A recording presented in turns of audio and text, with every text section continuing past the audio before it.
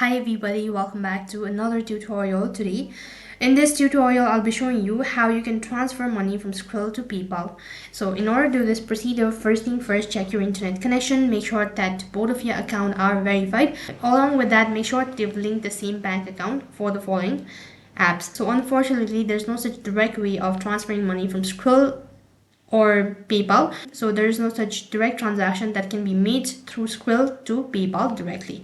Now, what you can do is the alternative method is that, as already mentioned, you can simply link the same bank account to your Skrill as well as to your PayPal account. What you can do is, in order to transfer money from Skrill to PayPal, you can simply transfer the money from Skrill to the bank account, and after you've done the transaction, you can open up your PayPal, and from there you can load the money from the same bank account and add it to your PayPal balance. So that's the only way it's gonna work. So that's the only way to transfer or make transaction between Skrill and PayPal.